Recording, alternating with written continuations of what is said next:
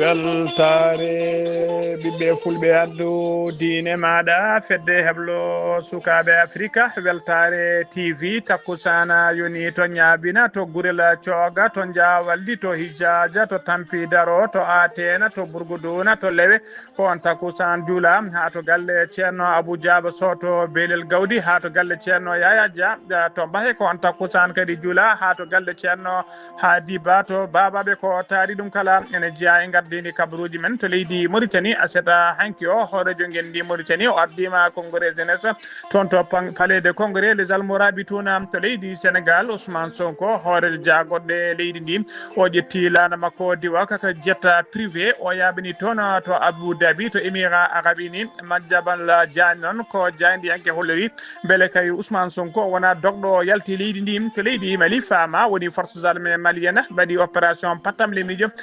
to kiidal ɓe kolliri tigui ɓe mbari seɓɓitiɓe hewɓe no feewi to leydi Guinée Bissau leydi Guinée Bissau dawri aleta hande o ko subgoji suɓade hoorejo leydi koɓe 12 candidat e nder hen tawe hoorejo leydi ndi e suɓade kadi 200 député habaruji men jolam jaɓeri ma jaa ha to Vietnam to leydi Israël to leydi Palestine ha to leydi Ukraine bisimilla mone ketki hotodirte joni piren pacciren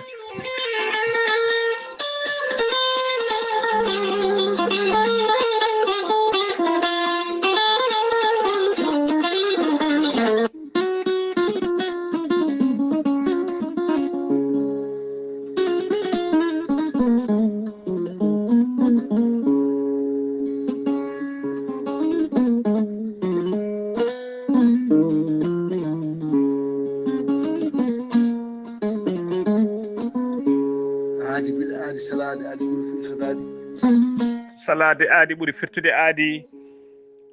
ceerno Amadou Tidiane Diallo gorko mo melga wuuro jinneji wi ko firtata aadi mo adodire jande weltare ɓiɓɓe fulɓe andu diine maɗa weltare TV ceerno Amadou Tidiane Diallo ko wittiyanke leɗɗe ko safriyanke safruji fina tawa gandu bindi laaɓadu leɗɗe jadinde ɓalawale danawal kala ceerno Amadou Tidiane Diallo hewɓe mbaɗi audioji mbaɗi vidéo ji kolliri tigui ko jambitanno certi hen ha laaɓi gorko mo melga wuuro jinneji ko gandu bindi laaɓadu leɗɗe jadinde ɓalawele danawal kala omo safra rafiji kewɗi ɗi jiida cirol ceerno Amadou Tidiane Diallo dendagal rafi bawɗa wondude so tawi kay oɗon maldana ko balɗe tati kaddo toon gorko mo melga wuuro jinneji ne safra ɓen wonduɓe koyɗe musoje keceje musoje ɓalli ƴakkoji ɓalli guloje koyɗe guloje kala ceerno Amadou Tidiane Diallo ne yawrani ɓe rewɓe ɗon koɓe sowade wonduɓe kista fibrom dogam sitta rewɓe ustaraɓe ndewago kala gorko mo melga wuuro jinneji ne yawrani ɓen worɓe ustaraɓe goɗago yawɓe yitade koye men jippiɓe leecce kala ceerno Amadou Tidiane Diallo gorko mo melga wuuro jinneji ne yawrani wonduɓe prostate mata yaranno kala so tawi on jokkodiri joni docteur eɓe ma namdema holora safara mo ƴettuɗa ceerno Amadou Tidiane Diallo gorko mo melga wuuro jinneji ko newiɗo sanne omo tawe to Paris lamorgo leydi France sa yiiɗi jokkodirde e makko mbatta ko 00 336 04 04 66 27 ko numéro makko appel kadi ko WhatsApp gorko mo melga wuuro jinneji base makko ne tawe to Dakar en tawi ɗon mini ko wiye Abdoulaye Diallo numéro mbatta ko 77 714 94 15 gorko mo melga wuuro jinneji gam hoybitande tawateɓe lappolopolol dande maayo ɓe Mauritanie Sénégal base makko ne tawe to Dagana ha to Rosso Mauritanie kala ene tawi ɗon sehil makko ɓinene makko ne wiye ceerno Amadou Dia gorko mo leeraɓe numéro mbatta ko 77 537 79 28 ceerno Amadou Tidiane Diallo base makko ne tawe to Nouakchott ne tawi ɗon ɓiyi ko ne wiye ceerno Abdoulaye numéro mbatta ko 46 94 21 91 ceerno Amadou Tidiane Diallo sa jokkodiri mum dendagal leydi mbawɗa wodde dendagal continent so tawi on pamodiri leɗɗe ma jette ha ɗo hajata ni ceerno Amadou Tidiane Diallo ko labɗo reedu ko newiɗo sanne mbadden dando faade makko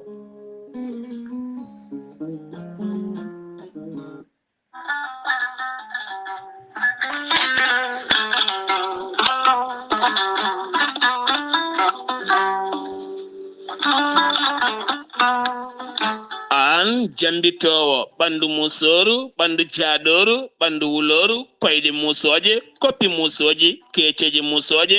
AVC cardiaque moƴƴiyam dogata e ɗaɗi muɗuma donkuɗo yaade juma e jama e jokkoyde enɗam kala holko jokkodirta koye gorel te heɓe hutortoɓe ɗum jokkodiri e gorel te kolliti oɗo saaha koɓe jambitanno duuɓe kitale kala ɓe mbi'i alhamdulillah gorel te ko kawisaji mawɗi ko haa ko iwru ko to koridinoro ari ko wallude e safrude ha moni kala yito hen hoore muduma gorelte a ittat ko jamirɗa mbaɗa e ndiyam guldam aɗa yara aɗa yito hen cellal ɓandu maɗa ala effet ala rewam ala haydara ko ha ko tan wacca ko fewna ha feewi aɗa yara ene lawƴa kala ñabbuji gonnoɗe nder ɓandu maɗa an jiɗɗo jokkodirde e tongoɗe gorelte walla ni site gorelte jangana hoore maɗa ko jangta e gorelte jahata koto internet a tappa toon www.gorelte.com joni joni jiya toon ko safrata e ñabbuji cuɗotoɗe ɓalli kala so tawi noon ko tongoɗe gorelte jiɗɗa heɓde gonɗa koye nder leydi Mauritanie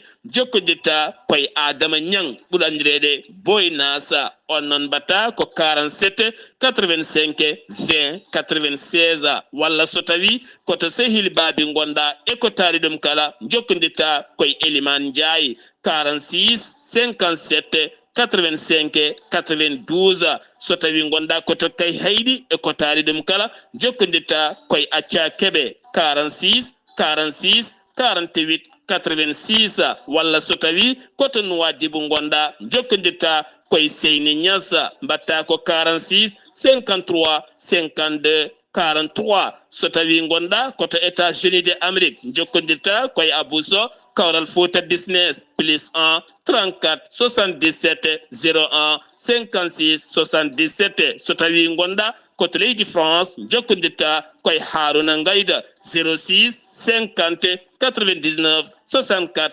43 musidɓe tedduɓe gorelte e jeese men dañen jama. Kettode kaburuji mon e demgal pulaar Afrique, Asie, Europe, Amérique, Moyen-Orient, Océanie.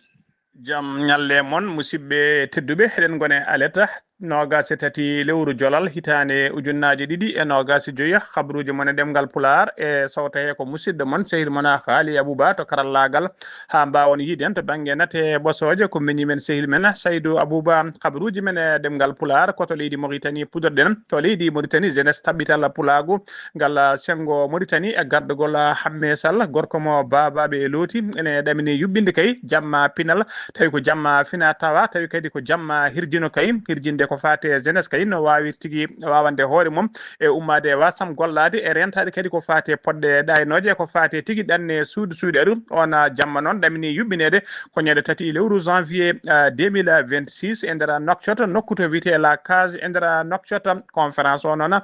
conférencier jamma o noon ko Sar Abdoullahi Sara ene bisma hen kadi nalankoɓe ngana tawi ko dowluɓe no fewi tawi kañumen goni invité ji ko wayno Abdoullahi Ndiaye Demba Babaɓe tawi ko gardiɗo diɗɗal cifti e daari wondude e Yaya Ndiaye wela segene wela tigui dande tawi kadi koye diɗɗal mum kañumen foof ne bisma kañum kadi jogui jogori tambade oɗon jamma kala noon kay jiɗɗo ko ɓuuri ɗo labde jokkodirta koye Hamme Sall numéro noon mbatta ko 46 81 57 92 90 mbiɗen noon ɗum ɗamini wadde ko ñande tati lewru janvier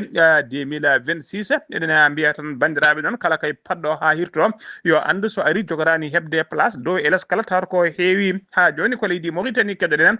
daira Ansaroddine e gardugol ceerno Boubacara Gaye ennoɓe ke wadde kala hitande kay kala hitande so oɗo saaha yonti eɓe bismi dendagal ummal islam kala ɓe Mauritanie ɓe Sénégal ɓe Mali Gambie ɓe diaspora kala e kadi oɗo kikiɗe mo mbiyat takkusan ceerno Hamdou Rabbi moɓe kewi yuɓɓinde kay kala hitande hikka o noon takkusan o yuɓɓinte ko ñande 13 lewru décembre dartodu ɗum to PK7 sara galle makko kanko ceerno Boubacar Gaye waɗɗani école Bilali ɗum noon fuddoto ko sanga 16 heures woni tigui sanga takkusan ko ndenɗa ɗum fuddoto kala jiɗɗo ɗon hebde ko ɓurɗo Allah yaaji jokkodirta koye ceerno Boubacar Gaye noon gardiɗo Ansaroddine numéro makko ko 46 54 54 20 ko ɗum woni numéro makko ko leydi Mauritanie ha joni keddoɗe nan leydi Mauritanie mawni ni jaltugol leydi Mauritanie kay leydi Mauritanie tigui ene tewe tigui leydi Mauritanie tawe sunare mawde no fewi jaltugol aduna neddo dawrugol mennodo kadi wonde député nder suudu saɗiɗi leydi ndi bietnoɗo Khalila Wula Tayeba ko nyande jamma aljuma noon ne weta aseda o yalti aduna toon to leydi Espagne o yalti aduna ko duuɓi capanɗe jeeɗiɗi koye noon tigi koye jagge mawɗe kay tawi ko mouvement biteɗo Nassarien Mauritanie ko hen tigi o jeeno o lumbinoma noon no fewi kay e nder dawrugol Mauritanie o woni no kay e tufde majorité au pouvoir kadi ko adi kay komo yalto tawde ya tufde lunda woni opposition radicale o nomanoma kadi en décembre 2019 o nomanoma cukko hoorejo landa laamu mbiyatno ko union pour la république gontuka e oɗo saaha joni wattu ka wiyede oɗo saaha ñalawma hande o insafa ha joni ko leydi Mauritanie keddoɗen tana musɗo waɗi to bogge e tolno bogge saraji bogge kay ko cumu musku kay waɗi toon yummiraɗo goto noon e sukaɓe mum nayyi cumino hen cumanɗe musde no fewi heeɓe mbaɗa évacué kay to hôpital Sumbe e hôpital Helɓe tawteɓe to Nouakchott cumu ngu noon waɗi koye nder galle mabɓe e nder wuuro tawi wuuro ngo tawate ko sara bogge e nder région de Brakna ɗe kolliri noon ko bombonde gaz kañum tigui ko bombonde gaz kay mo moƴƴani saabi cumu ngu noon wadno tigui ko gadno ko guilñade aset sappo joyi lewru novembre e nder sukaɓe nayo sumnoɓe heɓe kay hen tato kawri e ladial kay tigui e juuɗe safroɓe to hôpital mo hôpital Sumbe mo Nouakchott ko ñande aljuma noon no gasego lewru novembre gonne ɗuɓe kooti e joomiɓe yummiraɗo noon e ɓiɗɗo ɓiyum debbo goto tawi kañumen ko sumnoɓe hen kañum Allah dandi ɗumen hen mbawi tigui yaltude hôpital e oɗo saaha joni tawe nder Nouakchott nden noon laamu ngu tini kay tana o nulli toon tigui délégation timmuɗo no fewi tawi ko cadre uji ministére de l'éducation wondude e cadre uji tajour ɓe gaari tigui ha toon to hôpital salminde e juurade ɓeɗon ɓe cellano hono ba Abdourahmani ko jangguinowo école woni enseignant e nder Mokata Mommalle Brakna ko bamuma sukaɓe ɓe kanko e famille makko kala wondude e koreji mabɓe ɓe jetti ɓe jarni délégation laamu ngu e délégation tajour kala e ballal mumen to banggue moral to banggue financier kala wawde ɗumen kadi arde ha toon to hôpital yettade salminde e juurade ɓe kolliri hen tigui weltare mabɓe mawde no fewi ha joni ko leydi Mauritanie keddoɗen hoorejo leydi Mauritanie Mohamed Cheikh El Ghazouani o ardima aseta hanki o cérémonie toon to palais de congrès almorabitouna conférence nationale sur l'autonomisation des jeunes woni tigui no sukaɓe mbawodiri koye mumen conférence o noon ko ƴewde kay caɗele kay taw ko caɗele kay oɗo saaha joni tawi ko caɗele jeunesse leydi ndi wondi e ƴewde kadi hol peeje batteɗe kay ha jeunesse o wawa tigui wawande hoore mum ha wawa ummade tigui wasama gollade fodde kene ɓuuri noon ujunere temedde tato jeune tawtorama cérémonie o tawi kadi ummorade e nder ummoriɓe e nder ujunere temedde ummoriɓe e nder capanɗe jeegom e tati Mokata tawteri tawtorede kadi responsable uji jeunesse député à l'Assemblée nationale et les jeunes tawi ko wiyeteɓe les jeunes de l'enseignement supérieur wondude e jeunesse entrepreneuriat et président de l'organisation des jeunes des partis politiques e woɗɓe mbawi tawtorede oɗon cérémonie ha joni ko gendi Mauritanie keddoɗen jagorgal leydi Mauritanie kalfinade ko fati pine aada e fina tawa kañum kalfina ko fati communication e jokkodiral hakkude tigui parlement kanko woni kadi porte parole du gouvernement mo wiye Seyni Wula Meddou o yettima aseta hanki o toon to wadana kanko e cukko gouverneur région de Adrar hono biteɗo Sidi Mohamed Soylima ɓe mbaɗi visité wuuro wadango nayiɓe toon noon ko heblanade ko fati 14e édition tawi ko festival de ville patrimoine woni tigui festival kolol battowol sappo e nayyi ɓiwol gongol kay heblanede oɗo saaha joni ɗum noon waɗata ko ñande sappo e jeenayyi ha nogas tati lewru décembre 2025 dara toon ɗum o yettima station ngaji kewɗi noon responsable uji ɗine station ngaji mbawi tigui famminde moɗo golle mumen jayrata hano hannirta ni ene tawtora visite aji ɗi noon hakkima wadana wondude e maire commune o e wondude député Mokata o e autorité ji sécuritaire et administrative hewɓe mbawi tawtorede oɗon visite ɗiɗon visite aji ha joni habruji men demgal pular to leydi Mauritanie koto leydi Sénégal paaɗen accident kulɓiniɗo waɗi to Kumpentum ɗum ko aseta hankino gas ɗiɗi lewru novembre 2025 sanga 16h woni 30 minutes woni 4h30 e dow route nationale numéro 1 tolno wuro witengo Touba Samsam hakkunde Kumpentum e to wite malum ñani ko camion citerne malinajo camion di citerne tawi ko camion malinaɓe dimdinoɗo kay gasoil kañuma felɓodiri auto particulier mo hindereno e matricule makko ko AA 512 ki HF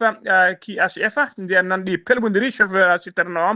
perdi contrôle yalti goudron o yanoy tigui e nder nokku tawi ko cuumu ladde to wonno ko ɗon camion citerne o kañum e hoore mum ruppiti jeygue cuumu ladde ngu ɗon e cuumu citerne o kala ɗum nden ɗum jokkodiri ko ɗon e ɗon noon brigade routière de la gendarmerie mo Tambacounda notiti hen wondude sapeur pompier en e autorité ji local kala ɓe mbawi nottade hen en keɓani noon alhaali kay wonande jolnoɓe ɗiɗon auto ɗiɗi kala so tawi Allah dandi ɗumen hen ha joni ko leydi Sénégal keɗoɗen Bassirou Diomaye Faye kañum woni hoorejo leydi Sénégal o nomi colonel Birama Niang o nomimo oɗo saaha joni grade de général de brigade tawi ko par décret numéro 2025-1839 sifande nde noon sifa ko guelñande sappo e jeetati lewru novembre 2025 ha joni ko leydi Sénégal keɗoɗen Madiambal Diagne ko jayndiyanke dogɗo kay oɗo saaha joni ne moltoyi to Paris lamorgo leydi France o holliri tigui e nder hello makko wonde Ousmane Sonko ƴetti avion mum tawi ko jet privé yaaɓini toon to Abou Dhabi lamorgo Dubai beele noon ko dogɗo leydi ndi ko namdal walla ala ko namdal ngal Madiambal Diagne namdi kay sikki kay mbataw oɗo ala saaha joni Ousmane Sonko koko dogi ene yalti leydi ndi El Malick Ndiaye noon wi tigi hol kayno Ousmane Sonko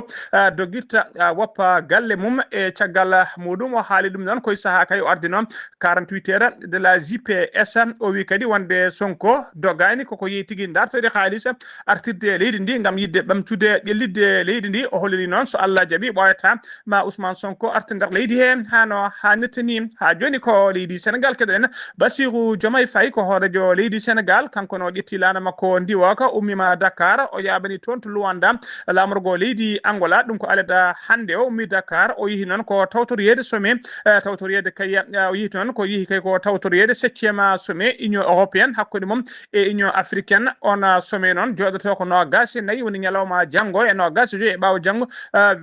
novembre 2025 ma o tawtoyɗo noon ma o tawdoroyto noon e chef uji d'état e chef uji gouvernement ji kewɗi maɓe mbaw tawdoroyde toon ha joni ko leydi Sénégal keɗoɗen El Malick Ndiaye ko hoorejo suudu sarɗeji no leydi Sénégal ko yiyat tigui médiateur uji ɓurɗi mawnude dogoɓe kay koyɗe jaam hakkude Bassirou Diomaye Faye e Ousmane Sonko jeeya o yaltini tigui o yalti e deƴƴere makko o wi noon wonde ɓoyata kay ma ɓoyata kay ma watta tawi ko ma wat kay ma ƴettu konngol ma ƴewata ɓoyatama konngol ƴette tawi kadi ko konngol ɓurgol wonde important o holliri kadi ko ɓuuri wonde important ko jaam tan wonata e nder leydi Sénégal o wi kadi ma Pastef ɓamtu leydi ndi ɓe ƴellita leydi ndi ha leydi ndi ƴellito ha no hannirta ni ko ɗum woni fandare e Pastef kadi Allah ne jaaɓi ma jaɓanɓe ɗeɗon golle ko ɗum woni koɓe ummini ko konngudi makko kanko El Malick Ndiaye ha joni habruji men demgal Pulaar sen ɗumima to leydi Sénégal ko to leydi Mali paaden to leydi Mali l'état major général des armées mo leydi Mali ɓe bayyini communiqué mabɓe hollirde tigui wonde ɓe mbaɗi opération pattam lemijo faade kay e groupe aji terroriste en e nder région de Kidal opération noon ɓe mbanno ɗum ko ñande aljuma gasi go lewru novembre du gonɗe ɗo ɓe mbari noon terroriste uji hewɓe no fewi ɓe jiiti kadi oto goto tawi ko oto logistique mbaɗonoɗo camouflé woni cuuɗanoɗo tawi tigui ko base hurano e mum ɓe mbawi jorde hen bomboje pettoje ɗum noon koto 3 kilométre hakkude to banggue worgo wuuro witengo Bey Bara ɓe duppi oɗon oto ɓe doppi toɓɓiɓe kadi ɓe toɓɓi kadi groupe aji seɓɓitiɓe ɓe mbawi yoɓade pittali terroriste uji hewɓe no fewi fama noon holliri ene jokki kay darde mum e golle mum haɓade tigui ɓen pelle joguitiɓe terroriste en kala nder leydi he e ɓeydude nden ka e kisal e nder leydi he ha joni ko leydi Mali keɗoɗen le bureau de vérificateur général ɓe jillinoma commune 6 district mo Bamako ɓe cuuɓi noon ko gestion commune on tuggi 2023 2024 ha 2025 tawi ko ha 31 lewru juillet 2025 ɓe kolliri noon ɓe tawi tigui gestion ene rewi lawol no no fewi ha joni ko leydi Mali keɗoɗen ñande alkamisa ɓennuɗo nogas lewru novembre représentant spécial du secrétaire général des Nations Unies pour l'Afrique et de l'Ouest et du Sahel o biyeteɗo Laurent Santos Siamano o holliri tigui wonde Nations Unies kay ene heddi ha joni kay yidde wallude e ɗoftude leydi Mali no ƴellitiri kay no habtori kadi pelle ceɓɓitiɗe e pelle joguitiɓe kala heɓade jihadiste en e wallude leydi Mali kay no ƴellitiri to banggue sécurité o haali ɗum noon koye saaha kay o jooɗino an audience e hoore jagorɗo laamu Mali hono bitteɗo général de division Abdoulaye Maïga habaruji men demgal Pulaar sen ɗummima toon to leydi Mali koto Guinée Bissau paaɗen Rouma Jarribo ko fati e sumgoji hoorejo leydi Guinée Bissau hibbi ha laaɓi guila ñande aljuma aseɗa hanki o ko foftere aleta hande nogas e tati lewru joolal ɓe dawri tigui ko sumgoji suɓade kay hoorejo leydi mabɓe koɓe temedde jeenayyi capanɗe jeegom ujunere électeur kañumen tigui nodda yo ngara cuɓo kay hol jogorɗo wonde hoorejo leydi mabɓe e suɓade kadi temedere sappo e ɗiɗo walla temedere e ɗiɗo député jogorɓe kay joɗanadeɓe to suudu saɗeji leydi ndi sumgoji noon kanji baddata guila 2023 noon sumgoji guila suudu kay sarɗeji ndu koko waɗano dissu woni tigui koko liɓano noon caggal coup d'état yinno waɗede toon ɓeɗo sappo e ɗiɗi candidat noon gue mbiɓe kay gam yidde ardade leydi ndi ne tawe hen hoorejo leydi ndi hono Umaru Sissoko Embaló ene kañum kadi woni favori kadi ɓuura waɗede yakare kay ma heɓa nguɗon polgu ne tawe hen kadi mennoɗo wonde hoorejo leydi ndi woni ancien président e mennoɗo wonde hoore jagorɗe woni ancien premier ministre siftinde o noon ɗiɗo sumgoji taw ko sumgoji hoorejo leydi ponno wadde ko guila 2024 ko hoorejo leydi ndi noon dirtinode saabu ko wiyetede raison de sécurité landa wiyete ka PAIGC noon koye garde koye landaji mawɗi jeeya gardiɗo landaka noon e landaka kala addi landaka ko biteɗo Domingo Simones Pereira koɓe tigui ɗawaɓe e ɗiɗon sumgoji ɓe tawtoy ɗon ko biteɗo Fernando Diaz kañum woni candidat indépendant tawi ko jeeyaɗo e kaɗo landa wiyete ka PRS ko on ɓe tawtoy ko on ɓe dokki junggo on kadi ne jeeya e tigui biriji ɓurɗi gardude kay oɗo saaha joni e ɗiɗon sumgoji habaruji men demgal Pulaar takkusana juulama ha to galle ceerno Amadou Tijani Ba to kay hayɗi ha to galle ceerno Amadou Tijani Ba to Madina Gounass ko taari ɗum kala habaruji men jolam jeeɓeri koto Vietnam puɗɗoɗen Vietnam heɓino toɓoji kewɗi ndiyam jaaduɗi e yoolaru bila noon cakkitiɗo mo keɓɗen aleda hande o ko capanɗe jeenayyi neɗɗo wasi hen pittali men e nder yontere wotere bila o noon ko aleda hande nogas e tati lewru novembre laamu ngu yaltini ɓe kolliri noon e nder capanɗe jeenayyi mayɓe hen capanɗe jeegomo maayi koye nder région goto biteɗo région Daklak en tawi nder hakkude leydi ndi toon noon ko toɓoji kewɗi ndiyam jippi toon galleji kewɗi oɗo saaha joni nana mbi dak ndiyam koto leydi Israël paaɗen armée leydi Israël holiri aleda hande nogas e tati lewru novembre wonde kay ɓe mbaɗi frappe woni bombardement mabɓe tawi kadi ko au cadre woni tigui koye goto e yimɓe mawɓe catala bitengal Hezbollah jabirino Hezbollah noon koye ɓena ɓe toɓɓu noon taw koye nder banlieue mo Beyrouth ɓe kabri ɓe koliri noon ɓe kabrani noon inde makko ɓe kalirani kadi so tawi ɓe jooɓima fittade makko walla ala koto leydi Palestine paaɗen défense civile mo Hamas holliri tigui alada holliri tigui aseta hanki nogas ɗiɗi lewru novembre wonde ɓe mbaranama nogas go neɗɗo e nder bombardement mo tigui mo Israël waɗi e nder bande de Gaza ɗum noon tawa kadi koto banggue hakkude leydi ndi eto hakkude Gaza e to banggue rew Gaza koto leydi Ukraine udditen kabaruji men aleda hande nogas e tati lewru novembre dronaji leydi Ukraine naati tigui ha e nder leydi Russie ɓe waɗi toon bombardement tawi kadi ɓe toɓɓi ko central électrique e central chauffage tawateɗo e nder région de Moscou ko gouverneur région de Moscou jaati kañum ɓayini kabaru o armée leydi Russie kañumenne ɓe kolliri wonde ɓe tetti guure tati kesa pul gonnoɗo funnague leydi Ukraine ɓe tetti oɗo saaha joni tawe e sous contrôle e juuɗe mabɓe musidɓe tedduɓe gasi ha laaɓi ceera ko ɗum ɗo wonno komin tonga noon habaruji moon e ɗemgal Pulaar e sawta he ko musidɗo moon sehil moon Haali Abouba to karallagal ha mbawon yiide en to banggue ndete ɓosoje ko miñi men sehil men Saydou Abouba ñalawma janggo so ala ko faali ma en ketto musidɗo men Sar Ablaye Sarr ketki malaki jaam yo jaam Allah jogomi jogo on